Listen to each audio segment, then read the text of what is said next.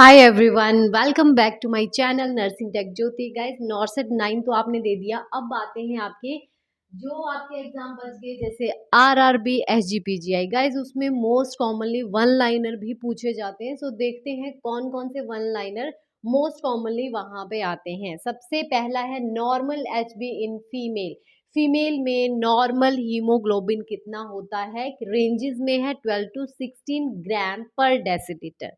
Same as normal HB in males कितना देखा जाता है? 13 टू 18 ग्राम पर डेसीलीटर। अब बात करते हैं average blood volume in adult. Adult में एवरेज ब्लड वॉल्यूम कितना रहता है? यहाँ पे जो इसका आंसर रहेगा दैट इज 5 लीटर या फिर एक्सीड कर सकता है ये 6 लीटर तक। गाइस 70 ml पर केजी पर बॉडी वेट के हिसाब से होता है, ये हमेशा याद रखना। नेक्स्ट आता है guys normal CSF, cerebrospinal fluid का जो नॉर्मल वॉल्यूम होता है वो कितना रहता है? 150 ml, मतलब उतना प्रेजेंट रहता है वो अंदर। ओके, नेक्स्ट है CSF collected from. Guys CSF अगर हमने सैंपल लेना है तो उसको हम कहाँ से कलेक्ट करते हैं? L3, L4 या L4, L5। गाइस आपको पता है लंबर पंक्चर करना पड़ता है, तो यहाँ पे जो साइट है वो मोस्ट कॉमनली ये वाली यूज करते हैं। नेक्स्ट है यूनिवर्सल ब्लड डोनर। गाइस हमेशा ये क्वेश्चन पूछा जाता है, या तो यूनिवर्सल डोनर या तो universal recipient. So guys universal donor होता है कौन सा? O negative.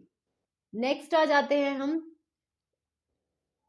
Yes, universal recipient. Guys universal recipient किसको बोला जाता है?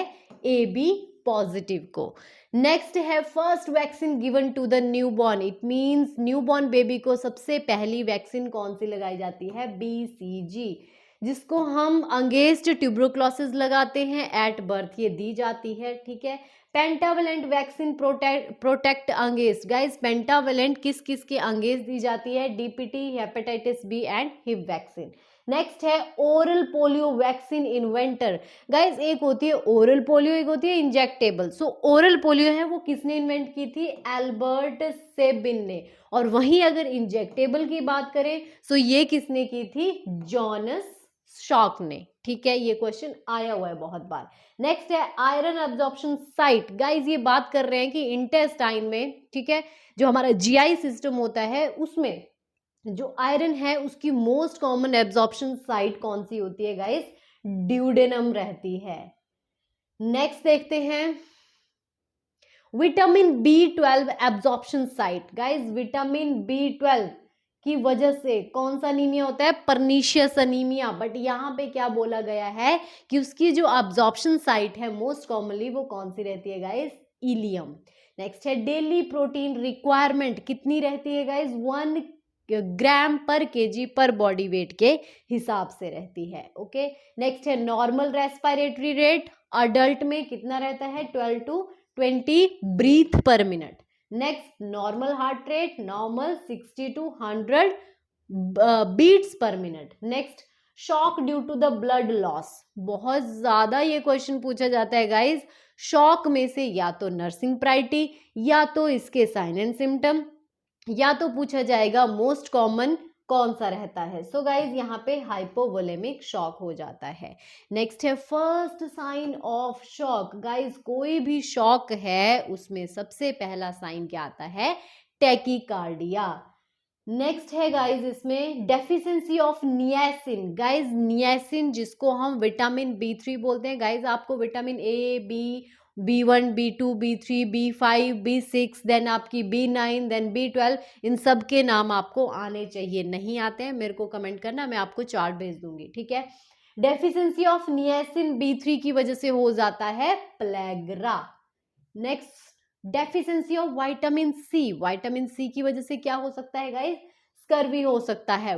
वैसे ही विटामिन डी की कमी से रिकेट्स होता है बच्चों में और ऑस्टियोमलेशिया होता है अडल्ट्स में। दोनों ही बोन्स की प्रॉब्लम है, बट रिकेट्स बच्चों में बोला जाता है और सेम ऑस्टियोमलेशिया अडल्ट में बोला जाता है। नेक्स्ट है डेफिशिएंसी ऑफ विटामिन के, जिससे क्या हो सकते हैं? ब्लीडिंग टेंडेंसी बढ़ जाती है। डेफिशिएंसी ऑफ विटामिन ए बहुत बार पूछा जाता है। नाइट ब्लाइंडनेस कौन सी विटामिन की कमी से होता है गाइस? कौन से होता है? विटामिन ए की कमी से। फर्स्ट स्टेज ऑफ लेबर कब से कब तक होती है? Of course onset of the labour pain, और आप बोल सकते हो full dilation of the cervix, जो कि कितनी होती है 10 सेंटीमीटर।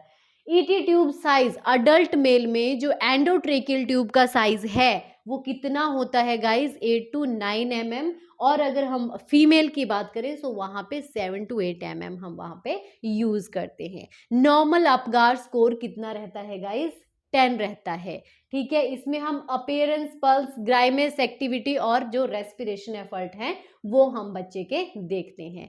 नेक्स्ट बात करते हैं फ्रंट एनालाइज। 2 होते हैं, anterior and posterior. So anterior close होता है 18 मंथ में और पोस्टीरियर क्लोज होता है 6 to 8 वीक्स में। एक्सक्लूसिव ब्रेस्ट फीडिंग ड्यूरेशन, बहुत बार क्वेश्चन रिपीट होता है, कितने होते हैं? 6 मंथ। न्यूनेटल रिससिटेशन FiO2 कितने पे रखते हैं? Room air 21%।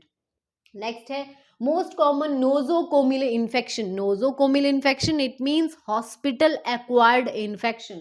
कौन सा होता है? UTI, urinary tract infection. Most common site of pressure sore, guys pressure sore मतलब बेड सोर मतलब डेकोबाइटिस अल्सर। सबसे ज्यादा कौन सी साइड पे होते हैं? Sacral area. सेक्रल एरिया में क्यों? क्योंकि वो जो एरिया होता है वो बिल्कुल मतलब फ्रिक्शन उसमें बहुत ज्यादा रहती है। ठीक है, वैसे तो साइड कॉमन कोई सी भी हो सकती है। ठीक है, ईयर होता है, ये ऑसिपिटल एरिया होता है, शोल्डर एरिया होता है, सेक्रल होता है, ठीक है, एंकल्स होते हैं, हील्स होती हैं। ठीक है, ये सारे इसके रहते हैं। नेक्स्ट आता है एनजी ट्यूब की लेंथ कितनी रहती है अडल्ट में? 50 to 60 centimetre. Ringer lactate contraindicated in RL हम किस में नहीं देते गाइज? मोस्ट कॉमनली आरएल दिया जाता है इमरजेंसी में। ठीक है, बट लीवर डिजीज में ये नहीं देते। Oxygen mask delivery, highest oxygen guys 100% oxygen कौन डिलीवर करता है? जो नॉन रीब्रीथर मास्क होता है। वहीं अगर एक्यूरेट की बात करें तो वेंचुरी मास्क वहां पे हम यूज में लेते हैं। नॉर्मल इंट्राक्रेनियल प्रेशर कितना होता है? 5 to 15 mm of Hg। Parkland formula, burn की फ्लूइड जो कैलकुलेशन होती है उसको यूज करने के लिए पार्कलैंड फॉर्मूला यूज होता है। क्या है? 4 ml को मल्टीप्लाई करेंगे टोटल बॉडी सरफेस एरिया से और मल्टीप्लाई कर देंगे बॉडी वेट से। गाइज अगर कभी भी क्वेश्चन आता है इसका, सो आपको ये जो TBS से है इसकी परसेंटेज दी होती है, मान लो 40%, और बॉडी वेट भी हमेशा दिया होता है, मान लो 60 kg। तो सिंपल सा आपको क्या करना है? 4 ml को मल्टीप्लाई करना है 40 से और मल्टीप्लाई करना है 60 से। जो भी मल्टीप्लाई करके आएगा वो आपको क्या करना है? वहां पे 24 आवर्स में वो आपको फ्लूइड वहां पे देना होता है। नेक्स्ट है यूरिन आउटपुट गोल इन बर्न्स। गाइज यूरिन आउटपुट कितनी होनी चाहिए जब बर्न का पेशेंट आता है? 0.5 ml पर kg पर आवर के हिसाब से। मोस्ट रेडियो सेंसिटिव सेल कौन सा रहता है? जो हमारा लिम्फोसाइट होता है, that is the most radio sensitive cell. That's it guys. So ये कुछ वन लाइनर्स मैंने निकाले हैं जो मोस्ट कॉमनली पूछे गए हैं आरआरबी में और SGPGI में। ऐसी ही वीडियो के लिए नर्सिंग टेक ज्योति को फॉलो जरूर करो। और गाइस अभी भी अगर सोच में पड़े हुए हो कि भाई हमने अभी कोचिंग लेनी है, भाई बिल्कुल भी देर मत करो, क्योंकि इतने एग्जाम आने वाले हैं, अभी इतने आपके फॉर्म निकलने वाले हैं अभी एंड ऑफ दिस ईयर। ठीक है, 2026 में बहुत ज़्यादा आपके एग्जाम आने वाले हैं। सो जल्दी से जाके नर्सिंग टेक ज्योति को फॉलो करो, वहाँ पे जो ऑफर दिया है उसमें जल्दी से एनरोल करो। Thank you, keep sharing and keep supporting, जो कि आप मेरे को ऑलरेडी करते हो। Thank you.